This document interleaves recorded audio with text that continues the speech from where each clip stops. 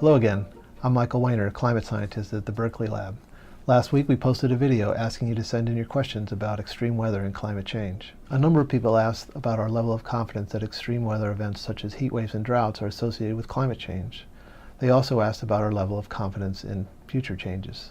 These are key questions, and extreme weather has always been part of the natural climate system. But as the climate has changed due to human influences, the risk of certain severe weather events such as droughts and heat waves has also changed. For instance, the risk of the 2003 European heat wave was at least doubled by human contributions to the climate system. And the 2011 Texas heat wave and drought, which was closely associated with the La Nina conditions present at the time, was made worse by human changes to the climate. Questions were also asked about projections of future climate and extreme weather. It's important to remember that projections of future climate is not like a weather report. We don't try to project individual extreme weather events far into the future. Rather, we try to project the changes in the risk of such severe weather. The amount of climate change that we've experienced to date is much smaller than that projected by the mid to the end of this century under business as usual greenhouse gas emission scenarios. As a result, the risk of severe heat waves and floods will continue to increase as temperature warms. Droughts are also likely to become more severe and in some regions more frequent. This is particularly the case in Central America, the Caribbean, and the Mediterranean. But we don't have the answers to all the questions about extreme weather and climate change. For instance, there is a consensus view that the most intense hurricanes, that is, the Category 4 and 5 storms, will become more frequent and more intense. However, the total number of future hurricanes of all sizes is less settled.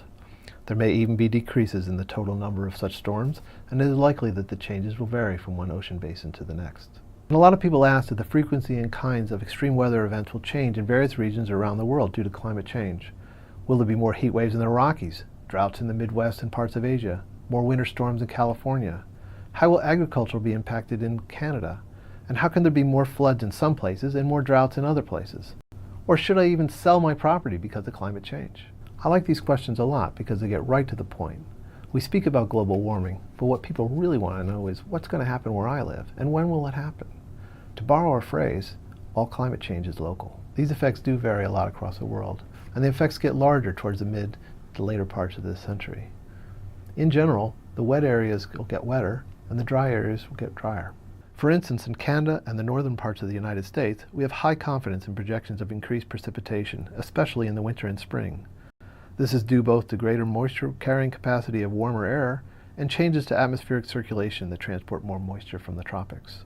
I note that although these winters will be warmer, most of this increased wintertime precipitation will likely fall as snow. In the Southwest and Central America, and the Caribbean and the Mediterranean, we expect the average precipitation to decrease. As a result, droughts are expected to get worse. But the climate will continue to be highly variable, and we expect both wet and dry extremes to become more severe. In some regions, despite the seeming contradiction, we would expect both more flooding and more droughts. If you want to learn more about the science of climate change, I point you to the reports by the United States Global Change Research Program. These may be downloaded for free at www.usgcrp.gov. For those interested in extreme weather and a changing climate, you may want to download the special report on extremes issued last year by the Intergovernmental Panel on Climate Change. This report is also available for free at www.ipcc.ch. Your questions about climate change and extreme weather are important drivers in current scientific directions. We at Berkeley Lab are committed to providing the best possible information to the public. And we thank you very much for your questions.